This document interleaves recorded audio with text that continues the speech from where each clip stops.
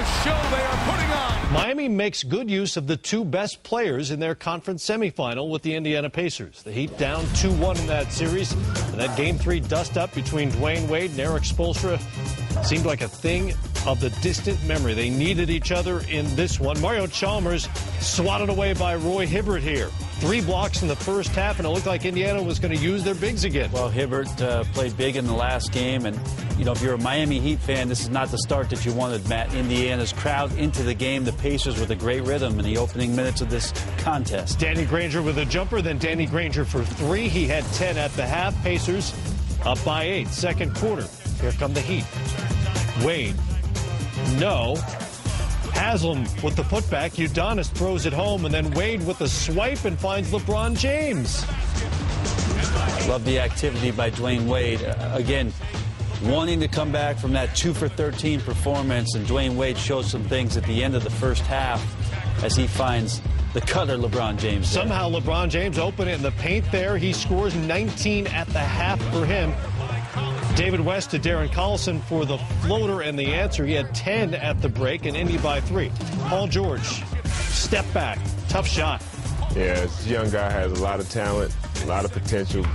Going to need some of it in this next game as well. Now look at George on the defensive end, all over Dwayne Wade.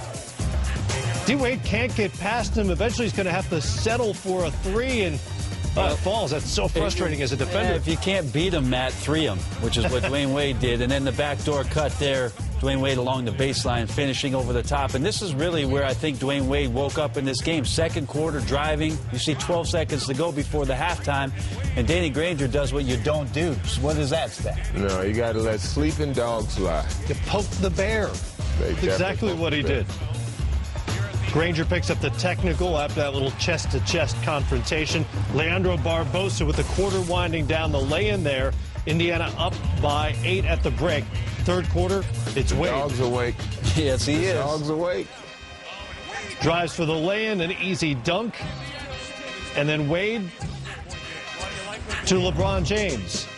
Well, if one guy doesn't have it, the other guy does, and they're doing things like this, Matt. It was an amazing third quarter run that the Miami Heat went on, but it really was just 2 guys. It was Wade and LeBron doing all the damage against the Indiana Pacers. They could not shut them off. They accounted for every Miami bucket in that third quarter. James, what a find. To Wade for the layup. How do you Beautiful lose, look. How do you lose arguably the best guy on the floor? Wade had 30. James was even better than that. The bump and the bucket. Miami up by 8. Fourth quarter. Pacers aren't done. It's Darren Collison pinballing his way toward the rim. He had 16 off the bench. Then it's a 1-point game. The King cleans up the Joel Anthony miss. It's part of his afternoon. And then really, arguably the MVP, despite what the other 2 did in this game, Udonis Haslam for Miami. Well, we always talk about Miami's big 3. Without Chris Bosh, there's somebody needing to step up. Haslam hit big shots, but Danny Granger was not going to let them go quietly. He had 20. That closed it to 5, but Haslam, crucial. As James finds him, 8 points in the fourth quarter, 14 for the game. Yeah, I mean, he's definitely a warrior, man. Udonis Haslam, happy for him. You know, he came back and just did that on will and heart. Came back after taking a cut to the eye that required some bandaging up.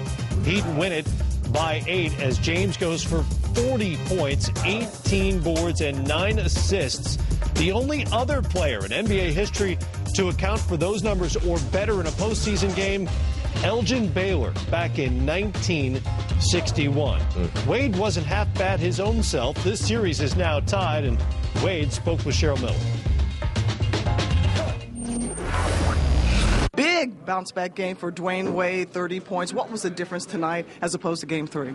It's just staying aggressive. You know, this game of basketball is a funny thing. You know, the same shots you shoot all the time. Sometimes they don't go in.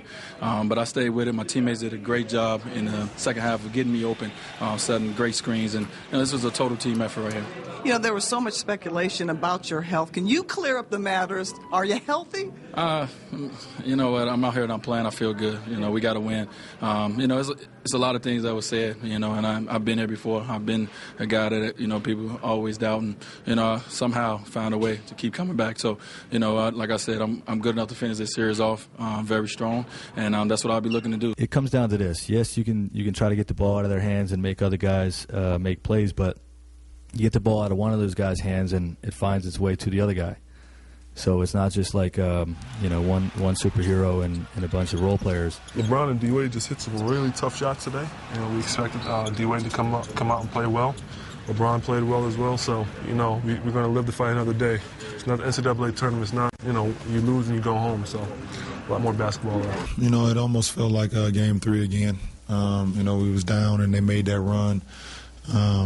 But I was able to make a couple shots.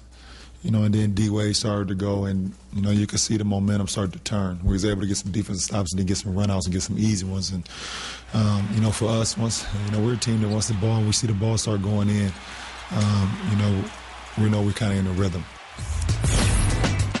Well, LeBron James and Dwayne Wade became just the fifth tandem. Well, it's the fifth time it's happened with four different tandems since 2003 to go for 40 and 30.